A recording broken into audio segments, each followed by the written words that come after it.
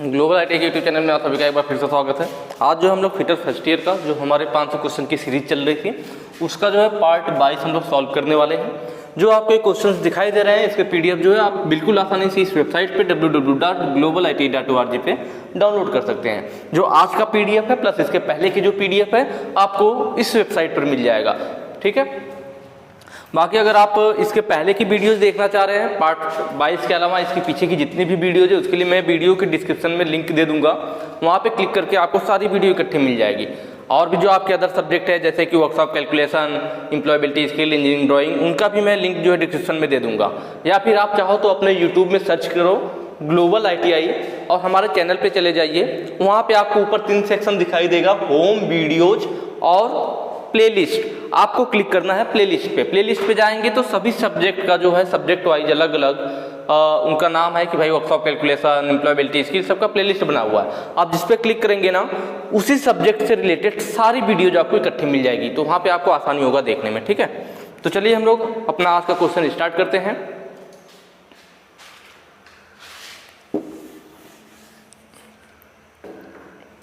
पहला क्वेश्चन कह रहा है एक्स के रूप में चिन्हित छेद का उद्देश्य क्या है। यहाँ पे आपको एक प्लेट टाइप की दिखाई गया और यहाँ पे दिखाया गया कि ये हल्का सा होल बनाया गया। इस प्लेटों को, ये लाइनिंग है, लाइनिंग मतलब इस लाइनिंग से हमें इस प्लेट को मोड़ना है, पर यह जो यहाँ पे होल बनाया जा रहा है थोड़ा सा इस टाइप से कट बनाया जा रहा है। इस कट को पूछ रहा है कि यह कट जो बनाया गया है एक्स पे, एक्स दिखा रखा है इसी को, तो यह क्यों बनाया जा रहा है, यह कट क्यों बनाया जा रहा है। क्रैक को बंद करना, आसानी से बेंडिंग करने के लिए, अच्छी उपस्थिति बनाओ, सिरों के बीच निकासी की अनुमति दे। तो आप ध्यान से देखिए जो कट बनाया हुआ ऊपर देखिए यहाँ पे फिर चादरों को मोड़ रहा है इस लाइनिंग के हिसाब से, इसको इधर मोड़ रहा है, इसको इधर को मोड़ दिया, ये ऊपर मोड़ा हुआ है ना।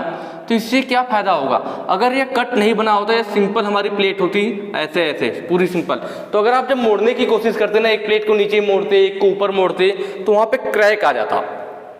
क्या आ जाता, आप कभी वर्कशॉप वगैरह में अगर आपने सीट मेटल पे काम किया होगा, अगर आप इस तरह से कट नहीं लगाएंगे तो जब आप इसे मोड़ने की कोशिश करेंगे ना, एक प्लेट को इधर को दूसरे को उधर को, तो जहां से जब ये यहाँ कॉर्नर पे जहां पे मुड़ेंगे तीनों, तो वहां पे क्रैक आ जाएगा।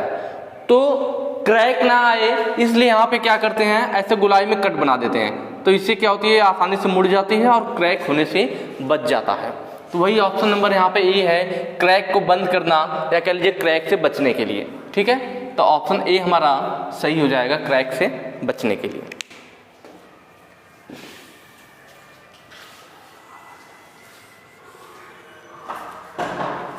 चलिए नेक्स्ट क्वेश्चन पे चलेंगे।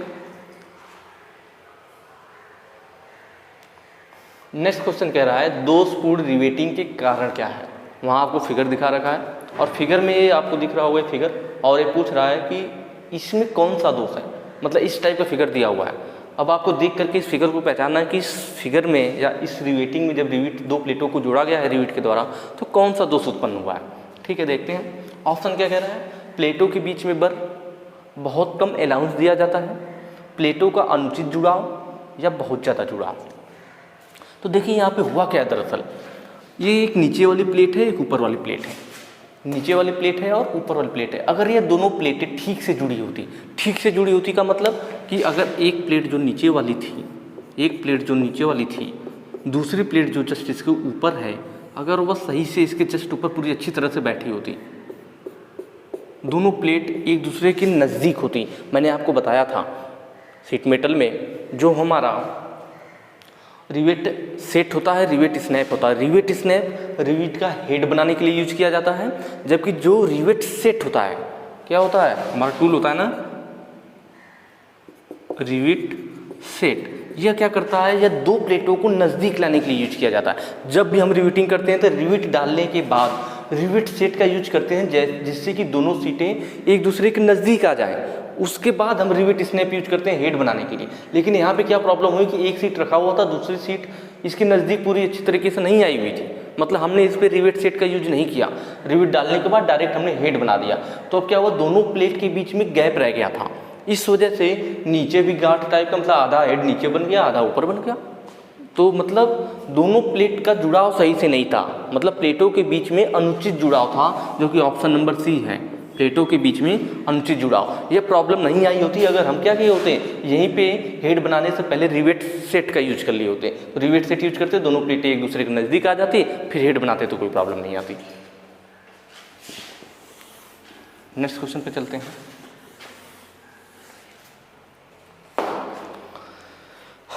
अगला कह रहा है साइड किनारे से पहली रिवेट की दूरी कैसे निर्धारित की जाती है। जब किसी भी प्लेट पे रिवेटिंग की जाती है, जैसे यह एक प्लेट हो गई, मान लीजिए दूसरी प्लेट है, इन दोनों प्लेटों को आपस में जोड़ना, तो साइड के किनारे से रिवेट की दूरी कितनी होनी चाहिए, ये चीज़ पूछ रहा है कि भाई जो ये किनारा है इस किनारे से रिवेट को कितनी दूरी पे रखें। भाई ज़्यादा किनारे पे अगर आप रिवेट लगा देंगे तो क्या होगा, होल अगर नज़दीक होगा तो प्लेट फट जाएगी, फिर रिवेट हमारी बाहर निकल जाएगी, तो ज़्यादा नज़दीक भी नहीं कर सकते। और अगर हम रिवेट को ज़्यादा दूर भी कर देंगे तो क्या होगा, फिर इधर वाला जोड़ खुलने लगेगा, क्या होगा, बंकिंग होगा, मुड़ जाएगा या जोड़ फिर खुलने लगेगा, तो ज़्यादा दूर भी नहीं कर सकते। तो एक स्टैंडर्ड होता है कि जो रिवेट है उसको प्लेट के किनारे से कितनी दूरी पर रखें, तो वह होता है आपका 2 × d, मतलब जो रिवेट का व्यास होगा उसके दुगुना। अगर मान लीजिए आप 10 mm की रिवेट के व्यास यूज कर रहे हैं, या क्या है, रिवेट का डायामीटर है कितना है, 10 mm है। अगर रिवेट का डाया 10 मीटर है तो कितनी किनारे से दूरी होनी चाहिए, 2d, मतलब उसका जस्ट दुगना, मतलब किनारे से दूरी 20 mm होनी चाहिए। ये मैं एग्जाम्पल के लिए बता रहा हूँ, ठीक है। जबकि जो आपके कंपटीशन वाले एग्जाम होते हैं ना, उसमें 1.5d को सही माना है। तो ये चीज़ आप ध्यान रखना, आप ITI का एग्जाम देंगे तो आपको 2d सही करना है, क्योंकि निम्न में इन्होंने 2d को सही माना है। बट अगर आप कहीं कंपटीशन वगैरह का एग्जाम देते हैं तब वहाँ पे आपको 1.5d सही करना पड़ेगा, ठीक है। तो कभी कभी ऐसे क्वेश्चन होते हैं, तो आपको दोनों चीज़ों ध्यान रखनी है। भाई आप एग्जाम कहाँ दे रहे हैं, ITI में दे रहे हैं तो 2d सही कीजिए, आप कोई कंपटीशन के एग्जाम देने जा रहे हैं तो 1.5d सही कीजिए। वैसे यहाँ पे 1.5 ऑप्शन में है भी नहीं, तो आसान है। कौन सा ऑप्शन सही हो जाएगा, ऑप्शन 2 सही हो जाएगा, 2d, 2 × रिवेट का व्यास।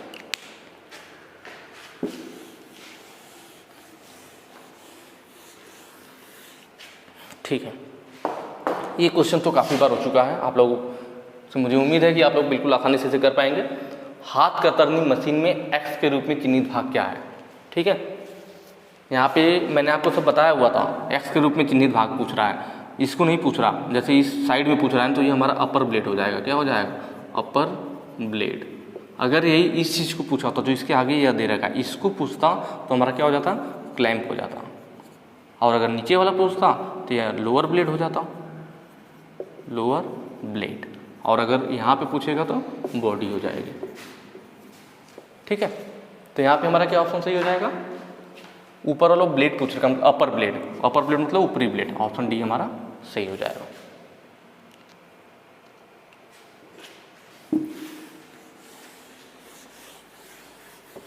ठीक है, नेक्स्ट क्वेश्चन है शीट मेटल वर्क में स्टेक का क्या लाभ है। शीट मेटल में जो हम स्टेक यूज करते हैं उसके क्या बेनिफिट है, उसके क्या फ़ायदे हैं, ठीक है। तो जो स्टेक होता है हमारा शीट मेटल में, वो सपोर्टिंग का काम करता है। स्टेक कौन सा काम करता है, जो आपको सपोर्ट प्रदान करता है, ठीक। तो शीट मेटल, ये मैंने कई बार बताया भी आप लोगों को, हम लोगों ने देखा भी था, funnel stake, hatchet stake, round bottom stake, ये सब हमने पीछे क्वेश्चन में किया हुआ है। आप पीछे की वीडियो देखेंगे आपको कॉन्सेप्ट क्लियर हो जाएगा। तो शीट मेटल वर्क में स्टेक का क्या लाभ होता है, यह सपोर्टिंग टूल है, मतलब सपोर्ट प्रदान करता है। सपोर्ट प्रदान करना मतलब सहायता प्रदान करना, तो ऑप्शन बी हमारा सही हो जाएगा, सहायता प्रदान करना, ठीक। ठीक है, आगे का क्वेश्चन है हमारा, रिवेटिंग में एक्स के रूप में चिन्हित उपकरण क्या है। आपको इधर साइड में फिगर दिख रहा होगा और वही पूछ रहा है कि उसमें जो है हमारा एक्स के रूप में जो दिखाया गया वो कौन सा उपकरण है। आपको ध्यान देना है, दो क्वेश्चन आते हैं इस टाइप पे, एक कॉकिंग टूल से और एक फुल रिंग, दोनों लगभग एक ही जैसे दिखते हैं, पर ध्यान क्या है, देखिए कॉकिंग टूल में दोनों जगह दिखाया। कॉकिंग टूल का यूज किया जाता है रिवेट के हेड को प्लेट से मिलाने के लिए। जब हम रिवेट लगाते हैं, अगर रिवेट के हेड और प्लेट के बीच में गैप है तो कॉकिंग टूल की मदद से रिवेट के हेड को फैला करके इसे प्लेट से चिपका दिया जाता है। तो रिवेट के हेड को प्लेट से मिलाने के लिए या एक प्लेट को दूसरी प्लेट से भी थोड़ा मिलाने के लिए किसका यूज़ किया जाता है, कॉकिंग टूल का। इसीलिए कॉकिंग टूल देखिए दोनों जगह दिखाया गया है कि ये रिवेट के हेड को प्लेट से भी मिला रहा है और प्लेट को प्लेट से भी मिला रहा है, प्लेट के किनारे को प्लेट के किनारे से भी मिला रहा है। कौन मिला रहा है, कॉकिंग टूल होता है यार। और इसकी जो एज होती है कम दूरी पे, देख रहे हैं कम है, फुल रिंग कब होता? फुल रिंग होता तो उसकी जो एज होती है इस प्लेट की लंबाई के बराबर होती, इतनी चौड़ी होती।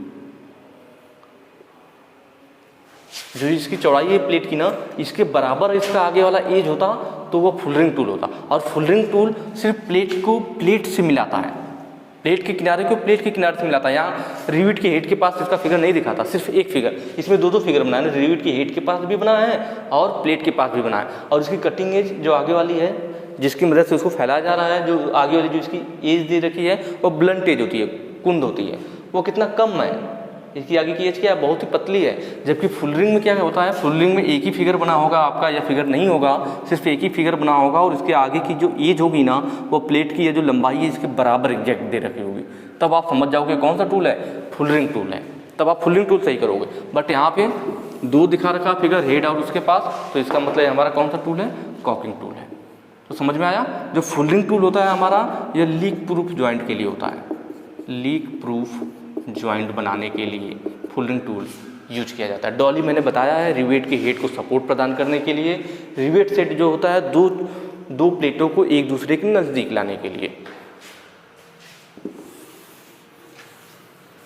ठीक है, आगे चलेंगे।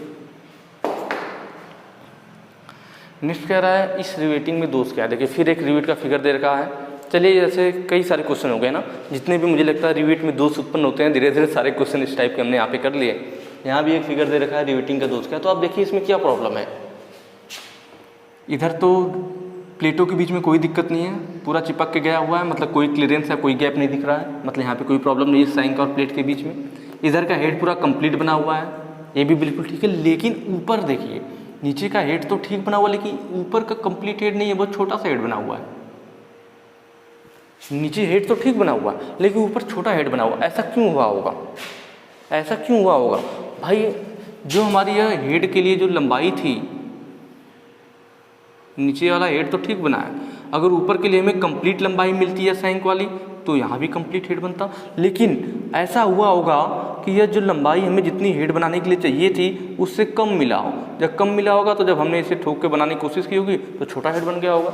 जब भाई ऊपर कम लंबाई मिलेगी जो हमें, तो क्या होगा? दिक्कत आएगी, हेड छोटा बन जाएगा, जितना चाहिए था उतना नहीं मिला होगा। इसका मतलब क्या है? जो पहला ऑप्शन है बहुत कम अलाउंस, मतलब हमें अलाउंस कम मिला, या जो हेड बनाने के लिए अलाउंस चाहिए था अधिक चाहिए था, तब हेड उतना मोटा बन पाता ना। अब जब कम मिला तो हेड छोटा बन गया। इसका मतलब क्या हुआ? यहाँ पे हमें अलाउंस कम मिला। तो ऑप्शन नंबर ए जो है सही हो जाएगा। बहुत कम अलाउंस की वजह से उसका जो हेड है वो छोटा बन गया है।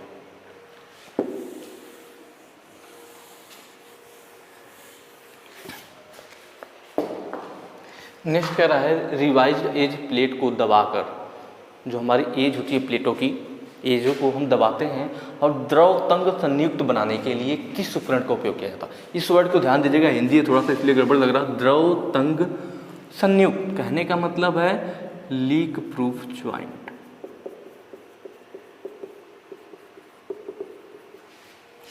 मतलब हम प्लेटों के एजों को दबा करके क्या बनाना चाह रहे हैं? लीक प्रूफ ज्वाइंट बनाना चाह रहे हैं, जिसमें से लिक्विड लीक ना करे, या फ्लूइड टाइट ज्वाइंट भी कहते हैं ना। इसी को क्या कहते हैं?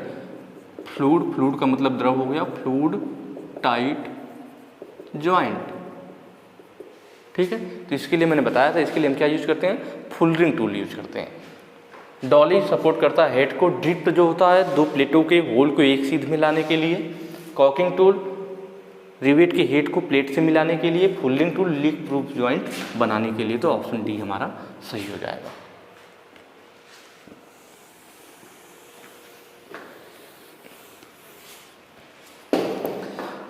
अगला कह रहा है विभिन्न प्रकार के हेम और सीम बनाते समय अलाउंस की आवश्यकता क्यों होती है? जब हम विभिन्न प्रकार के हेम और सीम बनाते हैं, देखिए पहले मैं ये दोनों चीज़ें आपको क्लियर करना चाहूँगा कि हेम क्या है, सीम क्या है। ठीक है, हेम बहुत मज़ेदार चीज़ है। नाम तो लग रहा है हेम, यार हेम क्या चीज़ है? बहुत ही आसान है। जैसे आपके पास सीट मेटल की सीट होती है, एक चादर होती है सीट मेटल वाली, मेटल की एक सीट है, चादर है। तो भाई चादर अगर पतली है चादर, तो अगर मान लीजिए उसको क्या होगा, अगर पतली चादर होगी तो उसके किनारे पे फटने का डर रहेगा। भाई चादर कभी बीच से नहीं फटेगी, जब भी फटना स्टार्ट होगी कहाँ से? किनारे से फटेगी। ज़्यादा रिस्क कहाँ से होता है? किनारे से। थोड़ा सा भी अगर लगा किनारा फट गया, अगर किनारा फट गया तो धीरे धीरे फटता हुआ क्रैक होना बढ़ जाएगा उसका। तो शीट मेटल के किनारे अगर हमारे मजबूत रहेंगे तो फटने के चांस या क्रैक होने के चांस कम रहेंगे। तो ये मजबूत कैसे होंगे? पतली शीट है, अब मैं उसको किनारे को मजबूत कैसे बनाऊं? तो उसके लिए क्या करेंगे, मान लीजिए थोड़ी चौड़ाई में इतना अगर मैं किनारे को मोड़ देता हूँ, एक बार शीट मेटल को हमने क्या किया, उसके किनारे को हमने थोड़ा सा मोड़ दिया, इतना मतलब 5 mm का हमने लिया, अब 5 mm पे इसको मोड़ करके इसको अच्छे से हैमर से पीट दिया। अब उसका किनारा क्या हो गया? मोटा हो गया, किनारा मोटा हो गया ना। अब वो नहीं फटेगा। पहले नॉर्मल पतली चादर थी, पहले नॉर्मल इस तरह से पतली चादर थी, अब हमने क्या किया था 5 mm के लगभग में इस चादर को एक बार मोड़ दिया, अब इसका किनारा मोटा हो गया, अब वो नहीं फटेगा, मजबूत हो गया। तो जो हम किनारे को मोड़ते हैं एक बार जिससे कि किनारा मोटा हो जाए और मजबूत हो जाए, वह क्रैक ना हो, उसी को बोलते हैं हेम। इस किनारे को मोड़ करके शीट के किनारे को मोड़ करके किनारे को मजबूत बनाना, ये क्या कहलाता है? हेम कहलाता है। अगर हमने किनारे को एक बार मोड़ा तो उसे सिंगल हेम बोलते हैं। अगर ज़्यादा पतली शीट है तो किनारों को मजबूत बनाने के लिए 2 बार मोड़ दिया जाता है। एक बार मोड़ दिया 5 mm पे, फिर दोबारा 5 mm पे मोड़ दिया। जब दोबारा मोड़ देंगे तो उसे डबल हेम बोलेंगे। एक बार मोड़ेंगे तो सिंगल हेम, दोबारा मोड़ दिया हमने तो डबल हेम। अब इससे क्या होगा, किनारा मजबूत हो जाएगा और क्रैक होने का चांस नहीं रहेगा। तो उसी को हेम बोलते हैं। किनारे को मोड़ने को ही जिससे कि शीट की मजबूती बढ़ जाए उसको हेम बोला जाता है। और सीम क्या होता है? तो सीम वही जब 2 प्लेटों में ज्वाइंट बनाया जाता है तो उसी को सीम बोलते हैं, 2 प्लेटों में ज्वाइंट को बनाना। तो यहाँ पे क्वेश्चन पूछा था हेम और सीम बनाते समय अलाउंस की आवश्यकता क्यों होती है। अगर यह क्वेश्चन पूछता कि हेम क्या चीज़ है, तब तो हम ये वाला आंसर सही करते, किनारों को नुकसान से बचाने के लिए, किनारे नुकसान न हो या किनारे फटे ना, उसके लिए हेम बनाया जा रहा है। लेकिन क्वेश्चन में ये नहीं पूछा है कि हेम क्या चीज़ है, क्वेश्चन में पूछ रहा है हेम और सीम बनाते समय अलाउंस की आवश्यकता क्यों होती है। तो अलाउंस इसलिए दिया जाता है जिससे कि भाई अलाउंस रहेगा तब वो क्या करेगा, सही आकार बनाए रखेगा, मतलब अपने साइज को मेंटेन रखेगा और ताकत में सुधार के लिए। हेम बना देने से क्या हुआ, उसकी स्ट्रेंथ भी बढ़ गई, हमारी सीट की ताकत बढ़ गई, तो वही फायदा हुआ। सीम और हेम से हमें फायदा होगा क्लियरेंस देने से कि उसका आकार जो है, जो अपना सही आकार है उसको मेंटेन रखेगा और उसकी स्ट्रेंथ भी बढ़ जाएगी, ताकत में सुधार भी होगा। तो ऑप्शन नंबर डी हमारा सही हो जाएगा।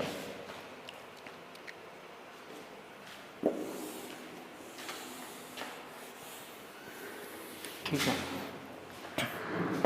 अगला क्वेश्चन कह रहा है जोड़ और शोल्डर के लिए कौन सी धातु की सीट सबसे आसान है। जोड़ और शोल्डर के लिए मतलब शोल्डर के द्वारा जोड़ लगाने के लिए कौन सी धातु की सीट सबसे आसान होती है, जिससे आसानी से सोल्डरिंग की जा सकती है ना। ये सभी ऑप्शन आपको दे रखा है, सभी धातु हैं।